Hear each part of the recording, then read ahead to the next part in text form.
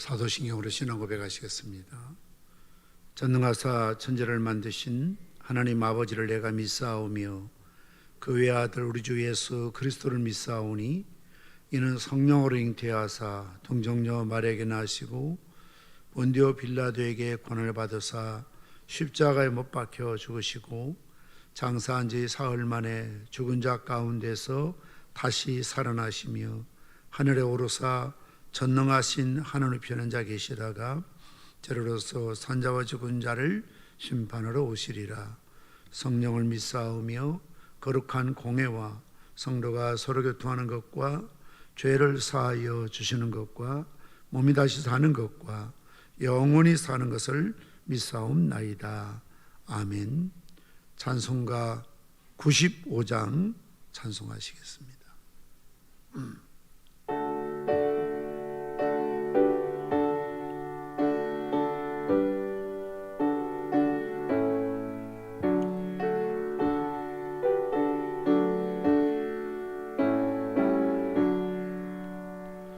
나의 기쁨 너의 소망 되시며 나의 생명이 되신 듯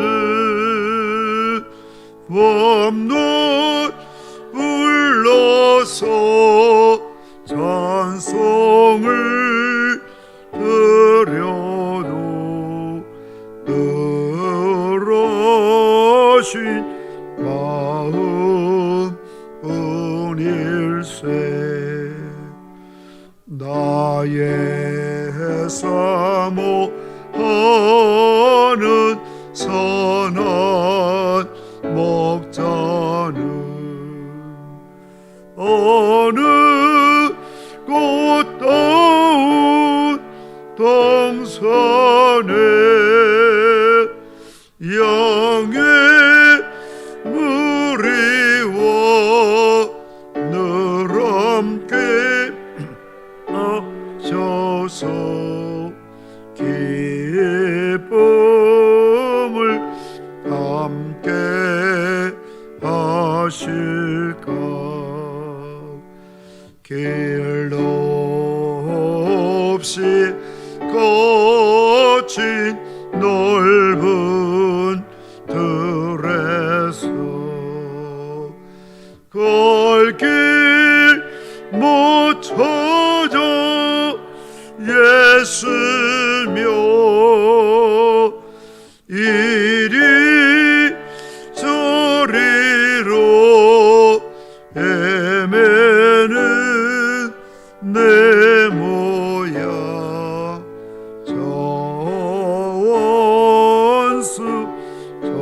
저원수처럼 하도다. 주의 자비 롭고 화평한 얼굴 모든 천사도 반기며 주의 놀라운 진리의 말씀에 전지가 와닿아도다.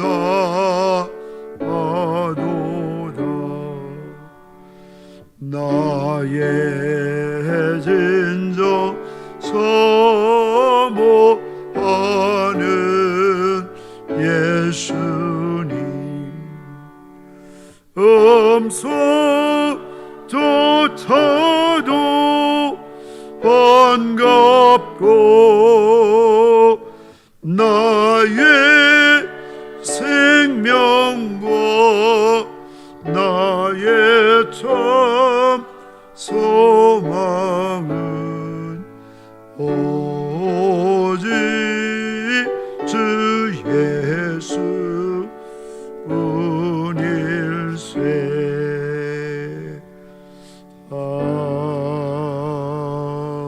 아멘. 하나님 말씀 함께 보시겠습니다. 사도행전 20장 7절에서 12절 말씀까지를 교독하십니다.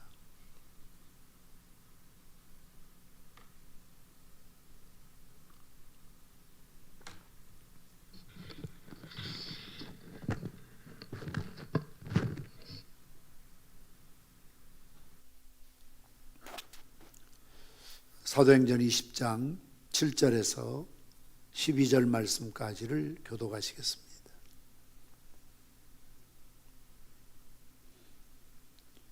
그 주간의 첫날에 우리가 떡을 때리하여 모였더니 바울이 이튿날 떠나고자 하여 그들에게 강론할세 말을 밤중까지 계속하며 유두고라는 청년이 창에 걸터 앉아 있다가 깊이 졸더니 바울이 강론하기를 더 오래 하며 졸음을 이기지 못하여 3층에서 떨어지거늘 일으켜 보니 죽었는지라.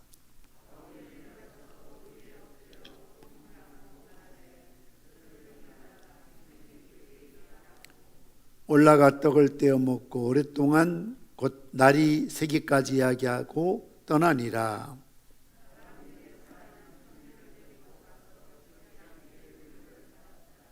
아멘.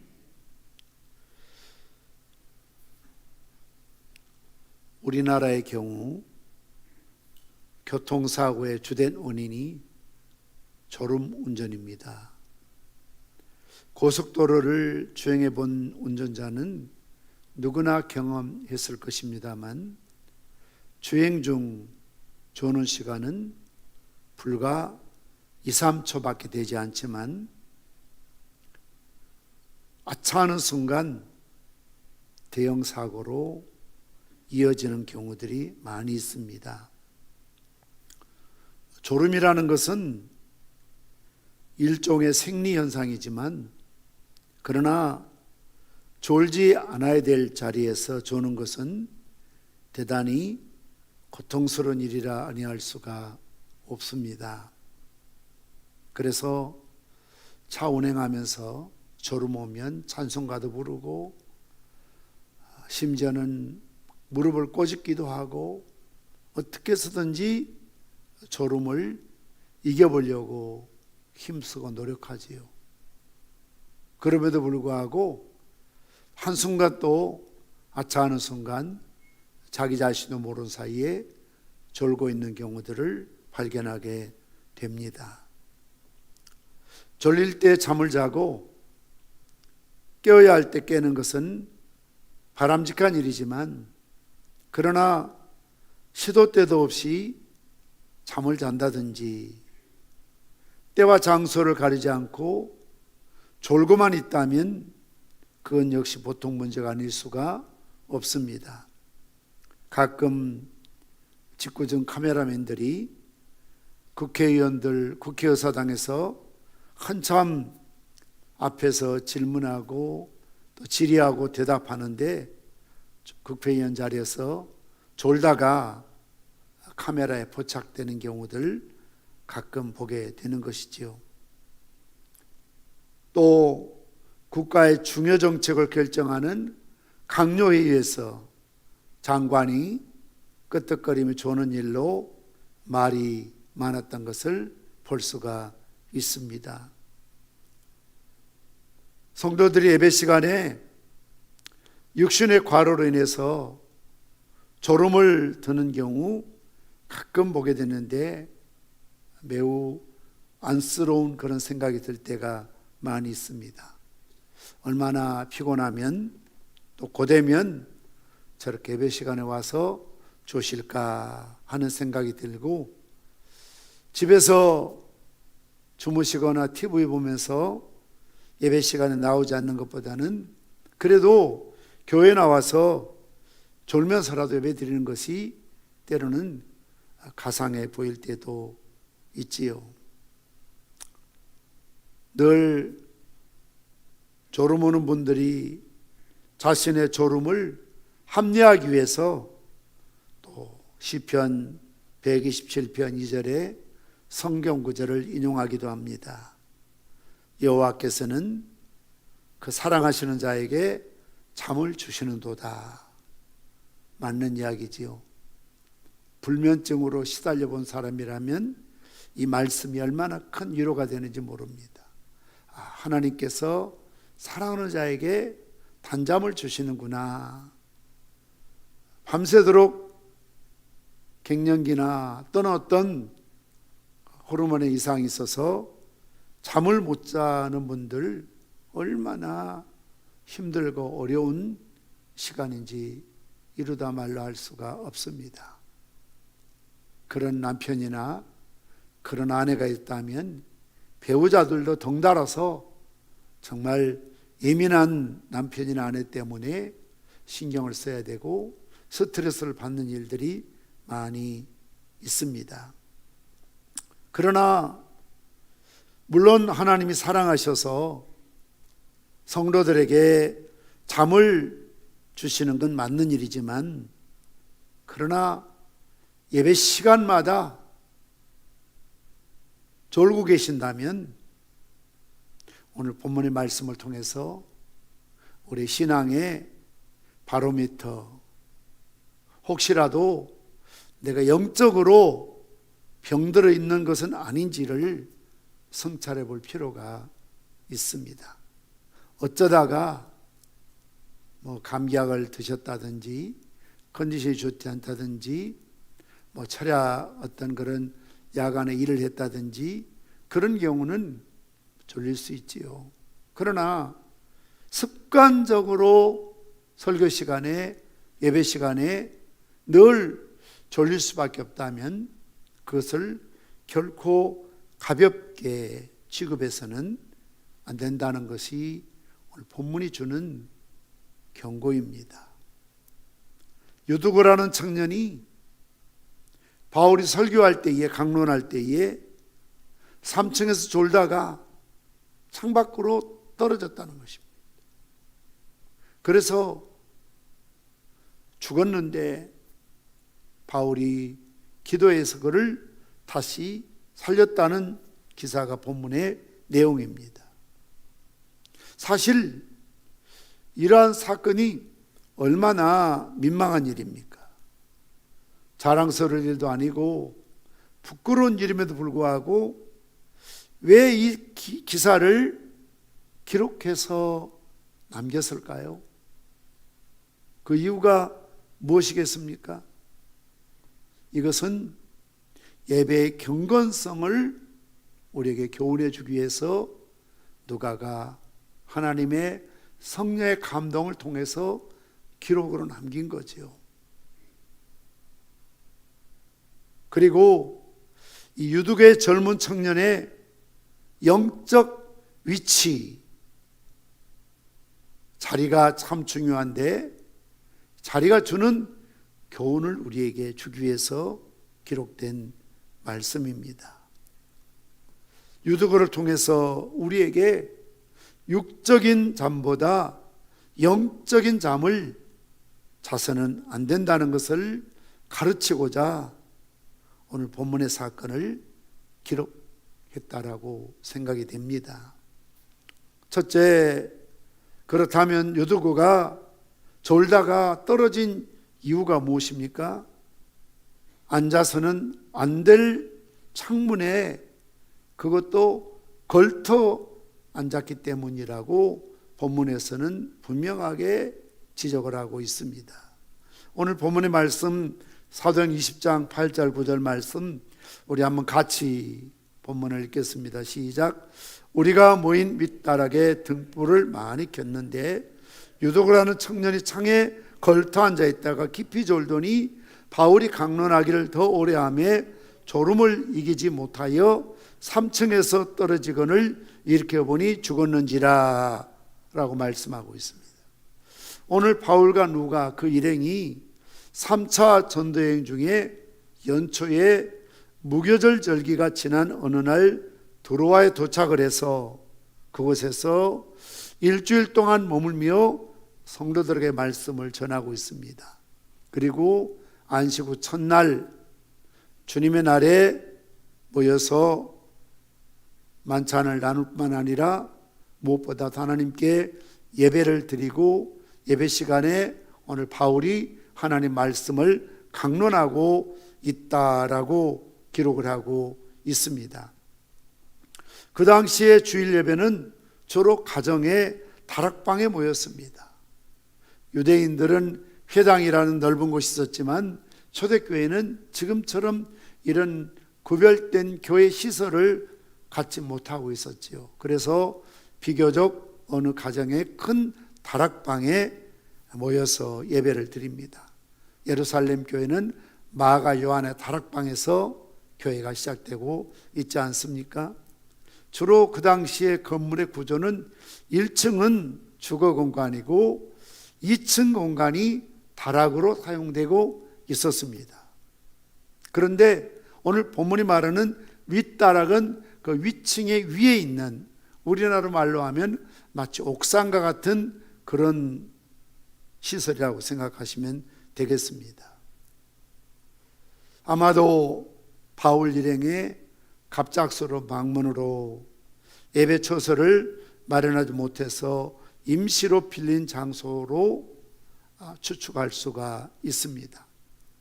어쩌면 그렇게 넓지 않는 공간에 먼저 온 교인들이 2층에 가득 자리를 메우게 되니까 많은 주석학자들이 추론하기는 유두거라는 청년은 노예였는데 지각을 하는 바람에 2층에 앉지 못하고 자리가 없어서 아마 3층에 올라가서 창문에 걸터 앉아 있는 것이 아닌가, 이렇게 추론을 하고 있는 것이지요.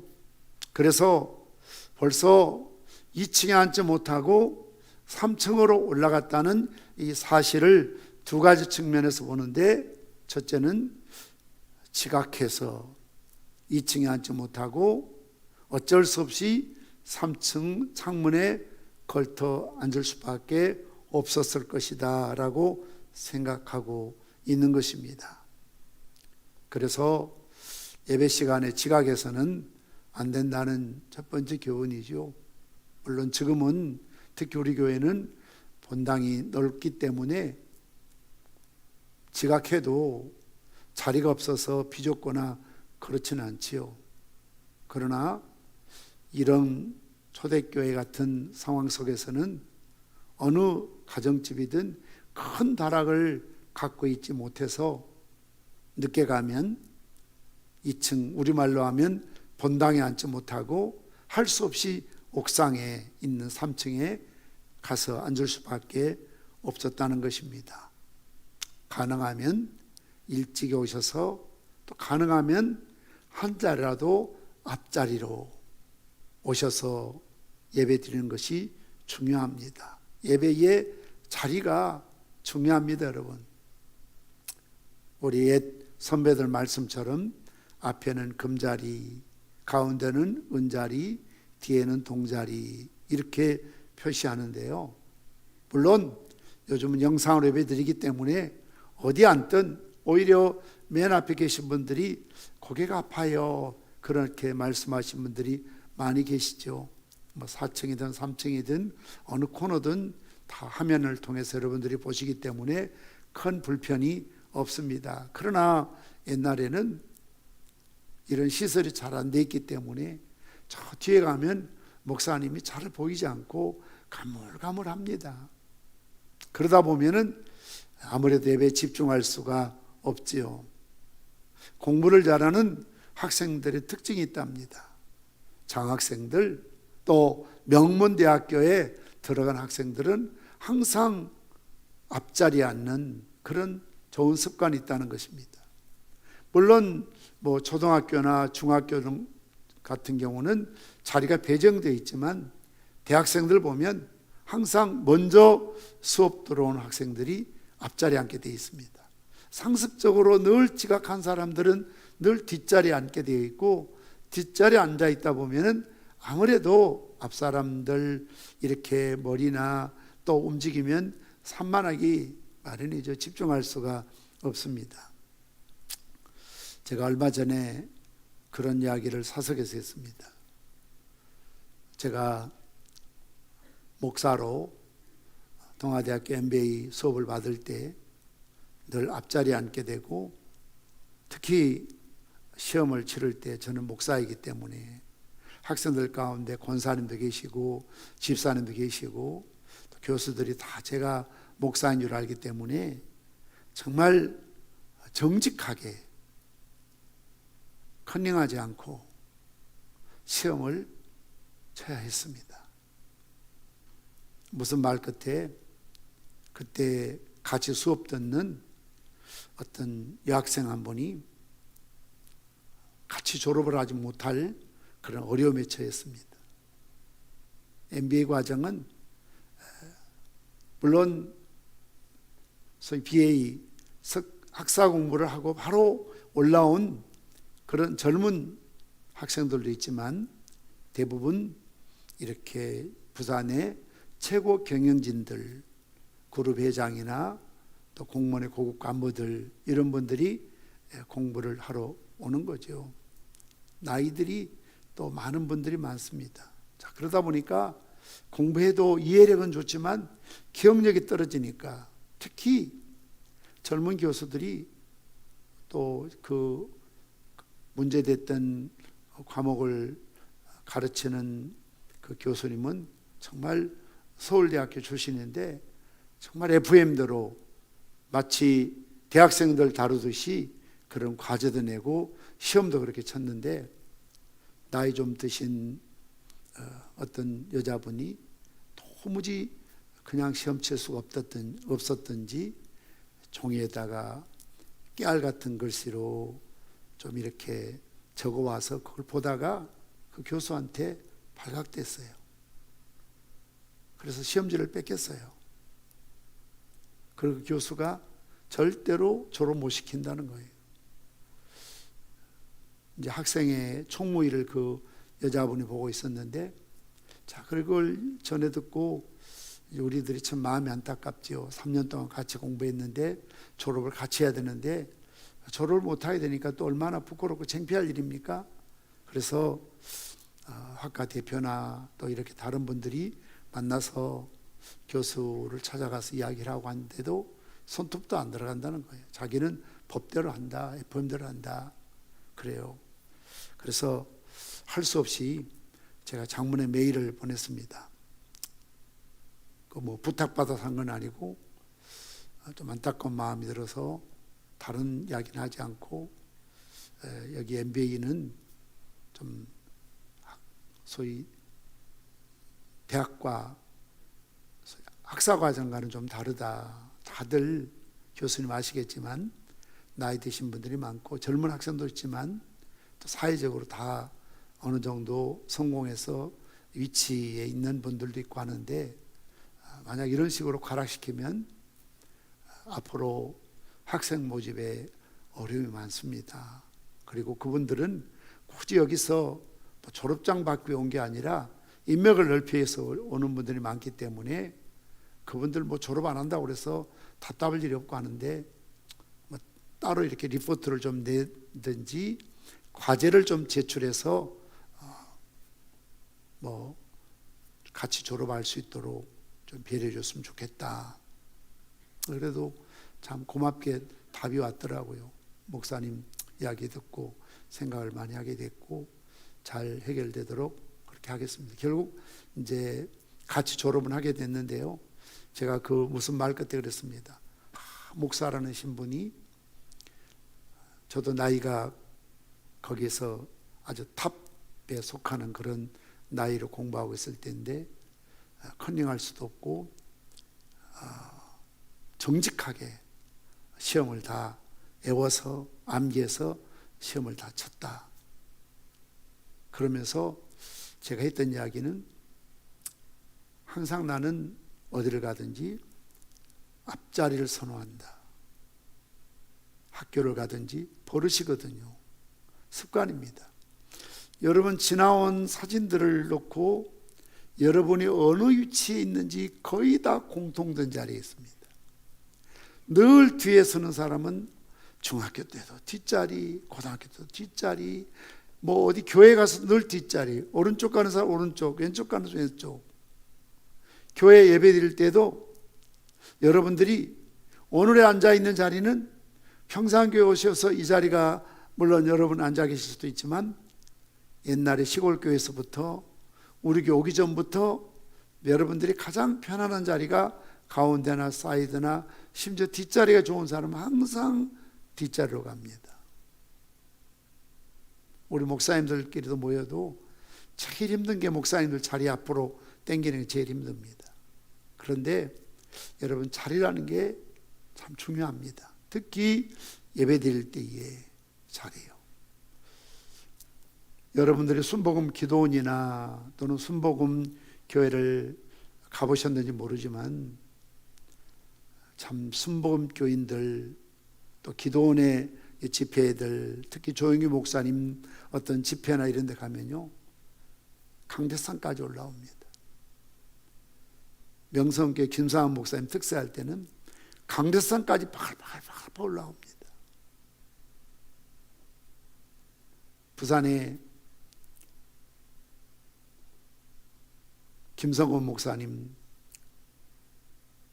두 날개 컨퍼런스 저도 세미나에 몇 번 가봤지만 그 교인들도 철야 때나 새벽기도 집회할 때 강대상에 올라와서 무릎 꿇고 기도하고 기도받는 분들이 많이 계십니다.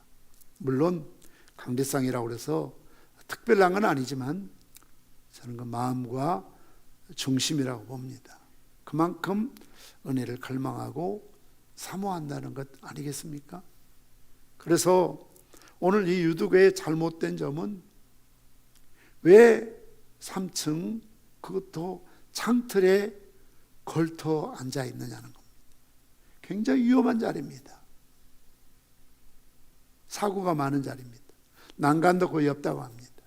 그러니 그냥 조는 것이 아니라 깊이 졸았다는 거예요. 깊이. 그러다가 떨어져서 죽게 된 것이지요. 또 어떤 주석학자들은 이렇게 해석을 합니다. 아무래도 2층은 비좁고 사람들이 많이 앉기 때문에 소위 덥고 냄새 나는 곳, 그러니까 분위기적으로 좋은 자리가 아니라는 거예요. 그래서 아마 이 젊은 청년이 바람이 잘 소통하고 냄새가 나지 않는 3층 창문을 선택하지 않았을까, 이렇게 추측하는 학자들도 있습니다. 비록 덥고 냄새가 나고 불편한 자리를 할지라도 은혜의 자리에 머물렀다면 이런 사고가 나지 않았을 것이라는 거죠. 너무 인간 중심적으로 편의적으로 나는 2층에 답답하고 덥고 사람들 빼곡하게 앉아있는 그 자리보다는 좀 바람이 시원하게 들어오고 사람이 좀 덜 모이는 그런 좀 외진 곳이라도 나는 그곳에 가서 앉아서 설교를 또는 예배를 드리겠다. 아무래도 그렇다 보면 바울이 그렇다고 해서 참 성경은 바울의 스스로 고백처럼 힘이 있고 능력이 있었지만 말에는 졸했거든요. 그러니까 어쩌면 그 3층까지 바울의 메시지가 마이크가 없고 하니까 잘 전달 안 될 수도 있습니다. 그런 예배에 집중할 수가 없고 설교가 귀에 들어오지 않을 수도 있지요. 그리고 더군다나 오늘 본문의 말씀처럼 바울이 밤늦도록 소위 우리말로 하면 그 당시에 정해진 시간이 없고 주로 낮에 일하고 저녁에 모여서 그냥 밤새도록 시간 정해져 있는 것이 아니고 늦은 시간까지 바울이 강론하고 있으니까 낮에 일했던 젊은이들이 밤이 되면 더 피곤할 수밖에 없었겠지요.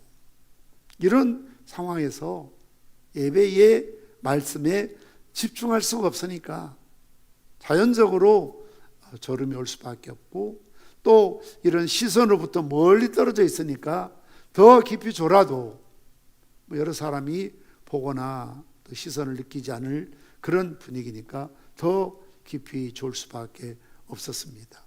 얼마나 깊이 졸았으면 툭 하고 떨어졌겠느냐고. 옛날 제가 부산에 어느 모교에 있을 때 이렇게 수요 저녁 예배 드리고 철야 예배 드리는데 어떤 분들이 조는데 이렇게 대충 졸지 않고 그냥 제가 뒤에서 보니까 이 몸이 이렇게 비스듬하게 하는데 저러다 떨어지지, 굉장히 좀 조바심을 가졌는데 정말 툭 하고 옆으로 떨어졌어요.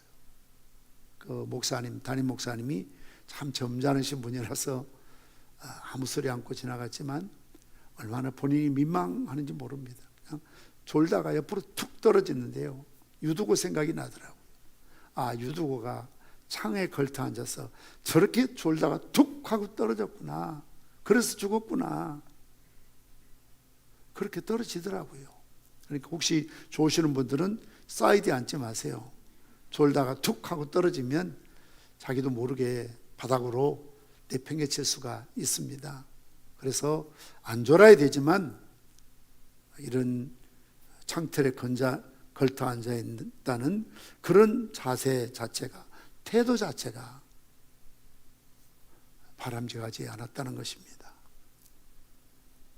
요한복음 4장 말씀처럼 하나님 영이시니 예배하는 자가 영과 진리로 예배할지니라. 하나님과 인간의 가장 훌륭한 만남이 이루어지는 방법은 예배입니다. 그리고 예배 시간 시작부터 끝까지 다 소중하지만 무엇보다도 우리 개혁주의, 특히 장로교에서는 가장 중요한 것이 설교입니다. 메시지입니다. 말씀 강론하는 것입니다. 그래서 기독교에서는 예배 모범이 그렇게 중요합니다. 예배에 충실하지 않으면 그 신앙은 병들 수밖에 없고, 기독 역사 속에서 예배가 무시되고 예배가 흐트러지고 예배에 집중하지 못하고 예배가 실패하면 결국 기독교는 없어지고 만 것을 볼 수가 있습니다. 왜 중세 교회들이 그렇게 내리막길을 걸었을까요? 오늘 사도행전에 기록된 예배에는 뜨거운 찬양이 있고 기도가 있고 물론 성례가 있지만 항상 말씀 강론이 예배의 중심 키워드로 등장하지 않습니까? 그러나 중세 시대가 되면서 예배가 이제는 형식과 제도화 되어버리죠. 다시 말씀드리면 미사 중심인 겁니다. 미사 중심, 성례 중심이에요. 그리고 신부들이, 사제들이 말씀을 강론하지만 개신교 목사님들처럼 말씀을 개인적으로 교회에 맞도록 기도하며 준비해서 선포하는 것이 아니라 모두가 교구청에서 만들어준 매뉴얼대로 어느 성당이든 천주교든 똑같은 본문, 똑같은 설교인데 더 중요한 것은 그 당시는 라틴어로 설교를 했습니다. 그러니까 라틴 언어권에서는 알아듣지만 라틴을 쓰지 않는 프랑스라든가 다른 나라에서는 도대체 무슨 말인지 모르는 거죠. 그러다 보니까 의식, 미사 중심으로. 저도 중학교 때 호기심으로 친구가 성당 한번 가보자고 그래서 도대체 성당 천주교는 어떻게 예배 드릴까 궁금해서 한번 따라가 온 적이 있습니다. 그랬더니요, 그때까지 라틴어로 했어요. 영어로 해도 못 알아듣는데 라틴어를 말하고 있으니까 무슨 말이야? 한마디도 알아들 수가 없어요. 기억 남는 건 앉았다 꿇었다가 무릎 꿇었다 일어섰다가 뭐 알아들을 수 없는 그런 말. 내가 이거 왜 왔지? 이거 도대체 이 사람들 왜 이러지? 말씀이 빠져버린, 말씀 중심이 아닌 어떤 의식, 제도, 중심으로 그렇게 중세시대 교회가 타락했기 때문에, 성경에서 벗어났기 때문에 결국 중세시대는 성경 없는 이야기를 교구총에서 교황이 만들어서 선포하면 성경을 모르기 때문에 모든 그 당시에 천주교인들이 맹목적으로 맹신할 수밖에 없는 그런 시대였던 것을 볼 수가 있습니다. 그러다가 결국 천주교가 무너지게 되고 종교개혁이 일어났던 것을 보게 되는 것입니다. 칼빈의 종교개혁은 철저한 말씀 중심의 설교로 예배가 진행됐던 것을 보게 되는 것입니다. 우리의 신앙의 삶의 자리, 바로 예배 중심에 말씀이 살아있어야 되고, 말씀이 무시당하고 여러분들이 말씀 듣는 것이 지루하고 재미가 없고 흥미가 없다면 우리도 영적으로 병들어가고 있다는 사실을 자각해야 한다는 것입니다. 그래서 두 번째는 졸아서는 안 될 현장에서 졸았기 때문에 결국 떨어져 죽을 수밖에 없었습니다. 물론 바울의 설교가 길었기 때문에 졸 수밖에 없었다. 웃자고 한 이야기 같지만 어느 교회에서 교인들이 자꾸 이렇게 졸고 있으니까 목사님 화가 나셨던지 막 권사님을 불러서 졸지 말라고 그랬더니 권사님이 이랬대요. 나도 안 졸고 싶은데요, 목사님이 나를 졸리게 만들잖아요. 목사님 설교가 재미가 흥미가 없어서 교인이 졸았다, 또 설교가 너무 길어서 졸았다. 오늘 바울 이야기 들으면 지금으로 말하면 철야 집회죠. 옛날 철야는 저녁 시작하면 밤 12시를 넘기는 게 철야잖아요.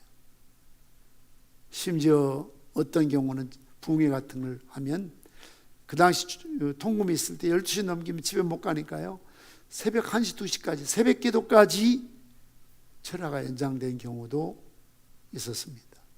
마치 지금의 중국 교회 같은 그런 열정이 있었죠. 지금도 중국 지하교회는 예배 시간이 보통 2시간, 3시간입니다. 그래서 중국에 가면 한국 목사님들한테 계속 요구하는 게 설교 좀 길게 해주세요. 설교 좀 길게 해주세요. 한국에서는 어떤 강사 초빙하면 설교 좀 짧게 해주세요. 설교 좀 짧게 해주세요. 짧을수록 좋습니다. 중국 교회 가면 설교 좀 제발 좀 길게 해주세요.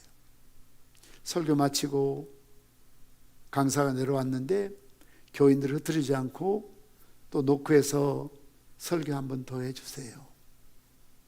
안 가는 거예요. 설교 한 번 더 해주세요. 우리나라 초기에도 그런 열정이 있었거든요. 저도 어릴 적에 할머니 무릎에서 잠들 때가 많이 있었는데요, 언제 끝날지 모릅니다.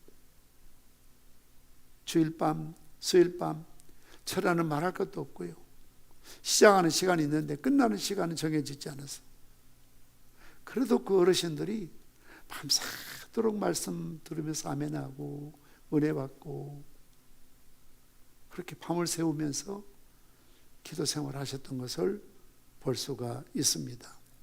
이렇듯 지금 바울이 이튿날 오면 떠나기 때문에 떠나기 전에 그들에게 마지막 남겨야 될 너무 소중한 복음을 전하고 있는 이런 상황이라면 뭔가 유두고가 정신을 차리고 말씀을 듣고 준비했어야 되는데, 유두고는 은혜의 등불, 마음의 등불, 영혼의 등불이 꺼지고 있었던 것을 발견하게 됩니다. 마귀는 성도가 말씀에 은혜 받는 것을 제일 싫어합니다. 그래서 예수님의 천국 비유에 말씀 보면 씨앗을 뿌릴 때 더러는 길거리, 더러는 가시밭, 더러는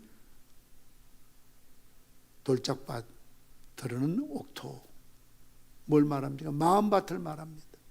특별히 길가와 같은 마음이 있다는 거예요.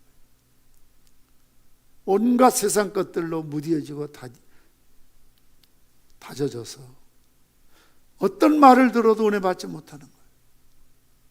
예수님이 설교해도 은혜 받지 못하고, 부흥 강사가 오고 이 사람 저 사람 별의별 강사를 세워도 은혜 못 받는 거예요. 왜 그렇습니까? 씨앗에 문제가 있는 것이 아니라 마음밭이 그만큼 무뎌져 있다는 것이죠. 그래서 사단은 여러분들이 은혜 받는 것을 방해하기 위해서 몇 가지 방법을 사용합니다. 첫째는 말씀에 대해 거부감을 일으킵니다. 마치 스데반이 설교했을 때에 그 설교를 듣는 사람들이 거부감을 일으켜서 이를 갈았다고 말하고 있지 않습니까? 두 번째는 말씀에 대해서 의심을 일으킵니다. 설마, 심지어는 당신이나 잘하세요. 자꾸 이렇게 의심을 일으키는 거죠. 그리고 세 번째는 하나님이 하시는 일에 대해서 불평스러운 마음을 일으킵니다. 그래서 하나님이 살아계시나, 살아계시는데 왜 내 기도 들어주지 않지? 왜 이런 일이 있지? 자꾸 이런 불평한 마음을 갖게 하는 거지요. 네 번째는 교회를 등지게 만들고, 다섯 번째는 졸도록 유도하는 겁니다. 계속해서 설교만 시작되면 좋으시는 분들이 있습니다. 시험 중에 가장 심각한 시험은 말씀을 듣다가 걸러 넘어지는 자. 쉽게 말씀드리면 설교 듣고 시험 드는 사람이 제일 무서운 시험이에요. 설교 듣다가 시험 드는 겁니다. 그래서 항상 말씀을 들을 때에 긍정적인 자세, 믿음의 자세, 순종의 자세가 중요한 것입니다. 예배를 드릴 때 특히 졸지 않도록 조심해야 됩니다. 예수님께서도 마가복음 14장 37절 이하의 말씀 보면 잠든 제자들, 특히 베드로와 요한과 야고보는 다 잘지라도 이 세 제자만은 자선 안 되잖아요. 예수님 중에 민망하고 함께 깨어 기도해다오 세 번씩이나 잠든 제자들을 깨우시지 않습니까? 37절 말씀 보시면 돌아오사 제자들이 자는 것을 보시고 베드로에게 말씀하시되 시몬아 자느냐? 내가 한 시간도 깨어 있을 수 없더냐? 시험에 들지 않게 깨어 있어 기도하라. 마음에는 온유로되 육신이 약하도다. 예배 시간에 습관적으로 조는 분들 오해 없이 들으세요. 당사자에게도 큰 시험이 올 수 있지만 특히 자녀들에게 큰 시험이 올 수 있습니다. 저는 그걸 직접 경험을 했습니다. 아버님이 목회하실 때 한 권사님이 계시는데 정말 유복자라고 그래서 아들 하나 있었어요. 남편은 6.25 때 돌아가시고 유복자. 남편이 애가 있는 줄도 모르고 돌아가신 거죠. 그리고 그 아이가 태어나서 정말 이 권사님이 애지중지 키우셨어요. 아들이 우체국에 다녔는데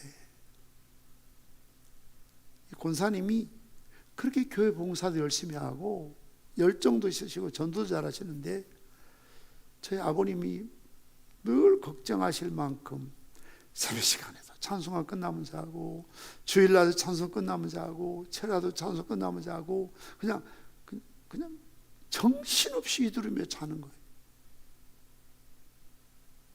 늘 개인적으로 신앙 상담할 때 권사님 주무시지 마세요. 주무시면 안 돼요. 그 권사님도 그걸 이기시기 위해서 노력하시더라고요. 심지어 바늘 가져와서 무릎에 피가 나도록 막 바늘을 쪼잡아가면서 졸음을 이기려고 하시는데 오죽하면 가끔 예배 시간에 너무 그때는 의자가 없으니까요. 앉아서 막 그냥 땅을 치듯이 막 고개를 땅에다 코를 박듯이 막 주무시고 하니까 어떤 땐 그래요. 권사님 그렇게 졸리시거든 뒤에 가서 좀 서 계시죠. 그럼 아니 괜찮아요.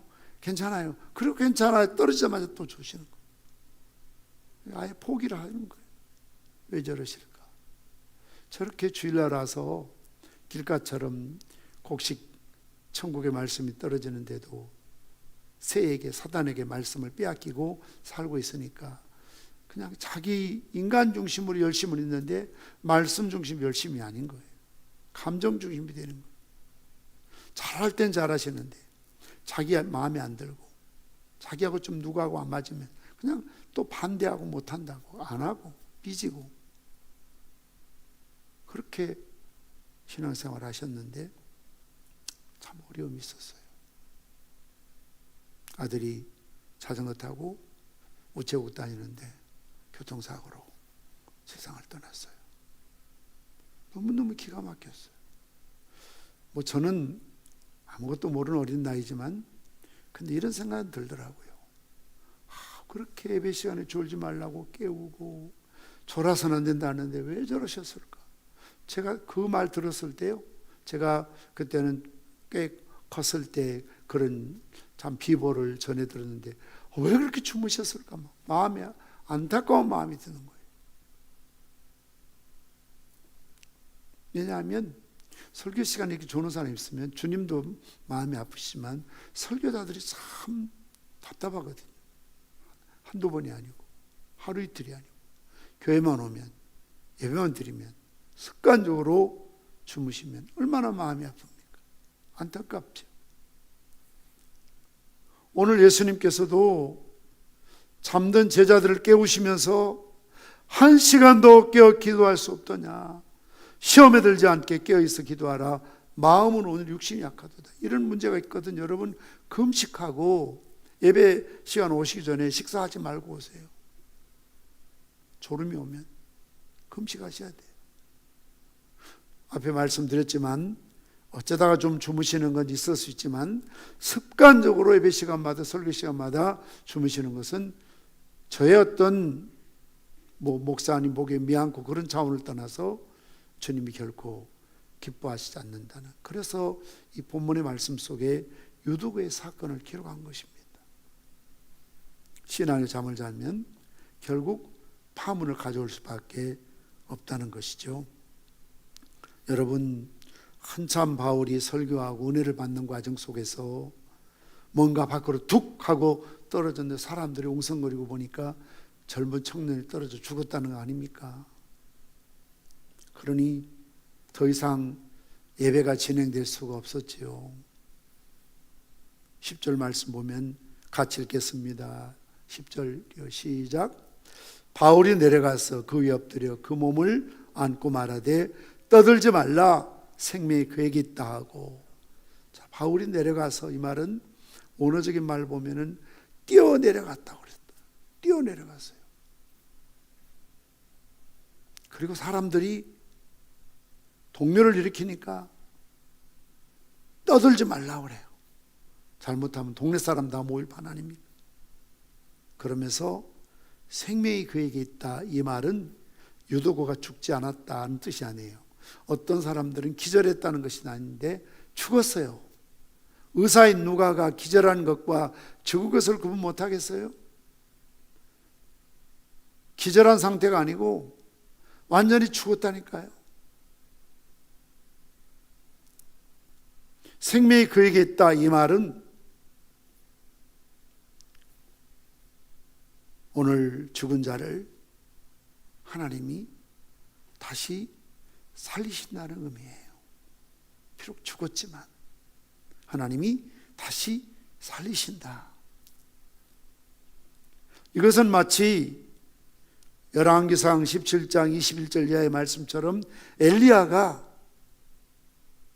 죽은 아이의 몸을 안고 하나님께 기도해서 죽은 아이가 살아나는 것처럼, 열왕기하 4장 32절 말씀처럼 엘리사가 죽은 아이 침상에 그 위에 엎드려서 그의 입에 입을, 자기의 눈을 그의 손을 대고 몸을 엎드리니 그 아이가 기도해서 하나님이 살리신 것처럼 하나님께서 바울이 유두고를 품에 안는 사랑과 자비의 표시죠.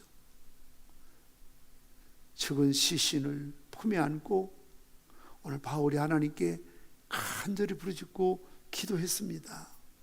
그랬더니 죽었던 유두고가 다시 살아나게 된 것이지요.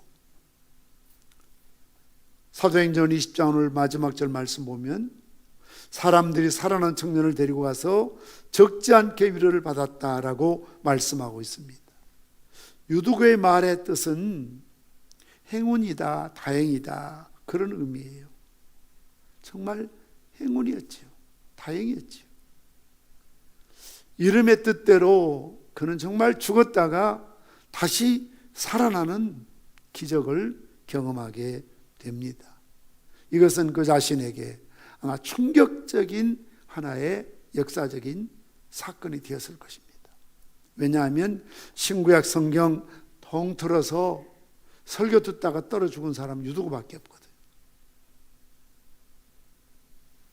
그래서 그 자신에게 아마 놀라운 충격이 되어서 정신을 바짝 차리게 되고 다시는 지각하거나 다시는 3층 문턱에 걸터 앉아 있는 이런 나쁜 자세가 아니라 아마 이후로는 예배 시간에 제일 먼저 제일 앞자리에 2층의 본당에 가장 참 강제성 가까운 곳에 무릎 꿇고 예배드리는 좋은 청년이 되었을 것입니다. 뿐만 아니라 이러한 사건을 통해서 모든 교인들이 적지 않게 위로를 받았다, 이 말은 바울은 떠나고 없지만 하나님이 에베네셀로 우리 가운데 함께 하셔서 이렇게 죽은 자를 살리신 놀라운 기적을 베풀어 주셨구나. 여러분, 만약 한번 가정해 보십시오. 개척교회, 약한 교회, 그것도 예배 시간에 젊은 청년이 옥상에서 떨어져 가지고 죽었다. 그래서 바울과 일행이 장례 치르고 떠나버렸다. 그 교회가 또 지역에서, 동네에서 무슨 소문나겠습니까? 살아계신 하나님께 예배드리는 교회에서 어떻게 멀쩡한 청년이 예배드리다가 설교 듣다가 떨어져 죽느냐. 얼마나 이방인들이 비난하고 하나님 없인 여기고 또 교회가 큰 시험에 빠질 뻔한 것 아닙니까? 이런 사소한 부지기한 유독으로 말미암아 만약 이런 사건이 이렇게 종결되었다면 정말 한 사람의 사소한 행동이 교회에 큰 시험거리를 불러올 수도 있는 빌미를 줄 수도 있었지 않겠습니까? 그러나 정말 하나님의 은혜로 다시 죽었던 유두고를 살려주심으로 하나님께서 그 교회와 성도들과 주의 종들과 함께하고 있다는 것이 그 성도들에게 얼마나 큰 위로가 되었는지 모를 일입니다. 반주를 좀 부탁드릴까요? 오늘 여러분들 주신 말씀을 통해서 이 시간에 여러분들이 합심으로 좀 기도하는 시간을 가졌으면 좋겠습니다. 물론 코로나 확산으로 여러 가지 우리가 제약을 받고 있지만 그럼에도 불구하고 우리가 이렇게 모여 예배드리는 것이 우리 신앙생활에 있어서 얼마나 중요한 일인지 모릅니다. 이 시간 기도하실 때 하나님, 우리 평산의 모든 성도들이 가능하다면 현장에 나와서 하나님을 한 번이라도 더 예배할 수 있게 도와주십시오. 주일 낮 예배뿐만 아니라 또 수요예배, 철야기도회, 새벽예배 모든 성도들이 교회에 나와서 하나님께 예배드릴 수 있게 도와주십시오. 뿐만 아니라 또한 예배 시간에 집중할 수 있도록 유두고처럼 헛하는 것에 졸거나 마음을 빼앗기지 않게 하시고 하나님 말씀 빼앗기지 않게 하시고 옥토와 같은 마음밭을 허락해 주시어서 그 말씀이 내 마음밭에 떨어져서 내 살이 되고 피가 되고 내 삶이 되고 언어가 되고 그리고 능력이 되게 도와주십시오. 말씀에 능한 자가 되게 도와주십시오. 정말 설교 시간에 말씀에 집중해서 들을 수 있도록 하나님 내 속에 정한 마음 허락해 주십시오. 유두고처럼 영원히 잠들지 않게 하시고 영원히 병들지 않게 하시고 사망이 깊은 잠을 잘까 두려워하는 마음을 가지고 항상 깨어서 하나님 예배에 집중하며 말씀에 집중할 수 있도록 자비와 긍휼을 베풀어 주시옵소서. 이 시간 우리 주여 한번 부르짖고 예배를 위해서 특별히 여러분이 말씀을 잘 들을 수 있는 길을 달라고, 믿음을 달라고, 굳은 마음 제하시고 부드러운 마음 달라고, 길가 같은 마음, 돌짝 받는 마음, 가시덤불 마음이 아니라 옥토 같은 마음 달라고 이 시간 모두 합심으로 한번 기도하는 시간을 갖습니다. 주님 부르고 기도하십니다. 주여, 자비로우신 우리 아버지 하나님, 오늘 유두고 사건을 기록한 이유가 있습니다. 예배의 경건성을 회복하라는 것입니다. 예배의 모범을 회복하라는 것입니다. 우리가 예배 시간에 나와서 첫 시간부터 마칠 때까지 지각하거나 졸지 않게 도와주시옵시고 하나님 말씀 앞에 집중할 수 있도록 은혜를 베풀어 주옵소서. 우리 평산교회 모든 성도들이 현장 예배에 나와서 하나님 말씀 듣게 도와주시옵시고 예배에 집중할 수 있도록 우리의 마음과 생각을 붙들어 주시기로 원합니다. 오늘도 마귀는 하나님 말씀을 듣지 못하도록 방해합니다. 그래서 말씀에 대해서 반감을 품게 합니다. 의심을 갖게 합니다. 말씀대로 순종하지 못하도록 오늘도 우는 사자와 같이 삼킬 자를 두루찾는 시대를 살고 있습니다.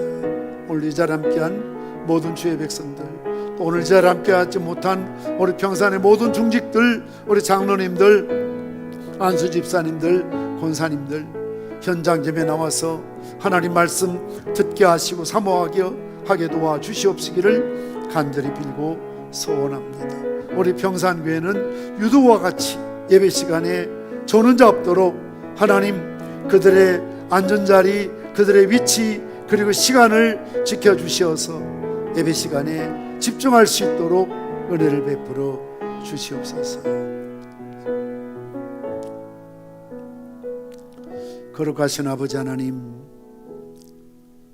오늘 이 밤에도 주의 전에 나와 예배에 참여하게 하시고 유두고의 사건을 통해서 우리에게 여러 가지 교훈을 주신 것 감사합니다. 예배 시간에 지각하지 않게 도와주시옵시고 예배 시간에 본당에 들어와서 예배에 집중할 수 있는 그런 자리가 중요하다는 사실을 다시 한번 깨닫게 하여 주옵소서. 복이 있는 사람은 악인의 꾀를 따르지 아니하며 죄인의 길에 서지 아니하며 오만한 자의 자리에 앉지 않는다고 말하고 있습니다. 우리가 어디에 앉아야 될지 이것 또한 예배의 참 중요한 요소라는 사실을 깨닫게 하여 주시옵소서. 유두고처럼 창문에 걸터 앉지 않게 하시고 위험한 자리에 앉지 않게 도와주시기를 원합니다. 우리가 사망의 잠을 잘까 두렵습니다. 항상 깨어서 말씀 앞에 서게 도와주시옵시되 무엇보다도 예배 시간에 졸거나 우리의 마음을 빼앗기지 않도록 우리의 마음과 생각을 지켜 주시옵소서. 예수님의 이름으로 기도드리옵나이다. 아멘. 주기도문 하십니다. 하늘에 계신 우리 아버지여, 이름이 거룩히 여김을 받으시오며 나라 임하옵시며 뜻이 하늘에서 이룬 것 같이 땅에서도 이루어지이다. 오늘날 우리에게 일용할 양식을 주옵시고 우리가 우리에게 죄전자를 사해 준 것 같이 우리 죄를 사하여 주옵시고 우리를 시험에 들게 하지 마옵시고 다만 악에서 구하옵소서. 대개 나라와 권세와 영광의 아버지께 영원히 싸움나이다. 아멘.